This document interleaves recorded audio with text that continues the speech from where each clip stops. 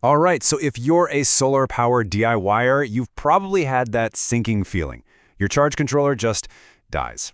The big question is, do you even try to fix it, or is it just easier to get a new one? Well, today, we're going to dig into a guide from InfoGuide NG to get a real straight answer. So let's just cut right to the chase. This is the core question, isn't it? You've got this little box, it's a critical part of your setup, and it's on the fritz. Is a repair actually possible, or is this thing just headed for the electronic scrap heap? Let's find out. Okay, so before we get into the nitty-gritty of fixing things, let's just do a super quick refresh on what we're even talking about.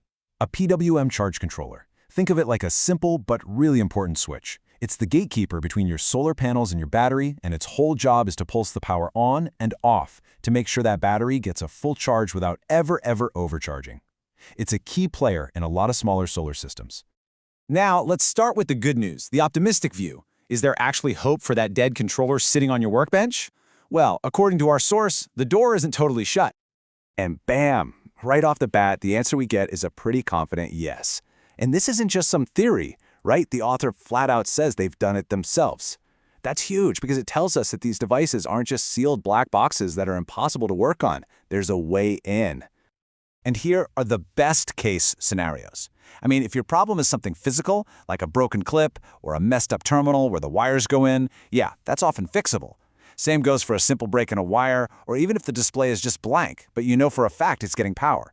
These are the kinds of things a decent tech can usually track down and solve. But you knew there was a but coming, didn't you? Like with most things in electronics, that first simple yes comes with some pretty major asterisks. The story gets a whole lot more complicated from here. And this is where that initial wave of optimism kind of crashes into a wall of practical challenges. We're about to see that just because you can fix something, it doesn't always mean you should. Now this slide, I think, lays it out perfectly. It shows you the two sides of the repair coin. Over on the left, you've got your straightforward, usually mechanical fixes. You'll also see MOSFETs there. Those are basically the electronic switches doing the work, and if you're good with a soldering iron, you can sometimes replace them. But then you look at the right side. Oh boy, damage from a lightning strike? The source calls that a 50-50 chance at best. A fried circuit board is pretty much game over, and good luck trying to find original replacement parts or figuring out what some mystery component on the board even is. So here's the real kicker. Even if you manage to fix the first problem, that repair might not even last. The biggest hurdle is just getting your hands on original, quality parts. Without them, you're just putting a Band-Aid on it. And our source makes this fascinating point about the circuit boards.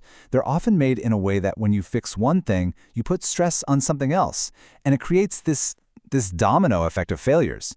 You fix one part today, and another part breaks next week. Okay, so after weighing the hopeful maybes against the pretty tough realities, where does that leave us? What's the final practical takeaway for someone who's actually holding a broken PWM charge controller?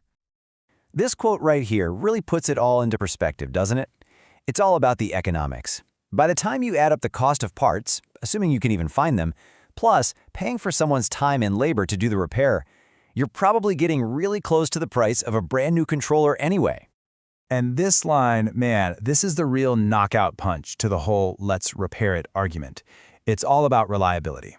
The source is basically saying that a repaired controller is a ticking time bomb. Because of how the boards are made and the trouble with parts, it's just destined to fail again. You're not buying a permanent fix, you're just renting a little more time. And that brings us to the final, no-nonsense conclusion from our guide. While you technically can fix some of the minor stuff, the most practical, reliable, and honestly, cheapest solution in the long run is to just buy a new one. The hassle and the risk of fixing an old one just doesn't add up. You know, this whole thing brings up a bigger question. It's so easy to say we should repair everything and not be so wasteful. But what this guide from InfoGuide NG really highlights is a more pragmatic view. Sometimes, when a brand new replacement is cheap and reliable and a repair is expensive and shaky, replacement just makes more sense. It forces us to ask, right? When does the ideal of repair everything have to give way to the cold, hard reality of cost and reliability? It's definitely something to think about.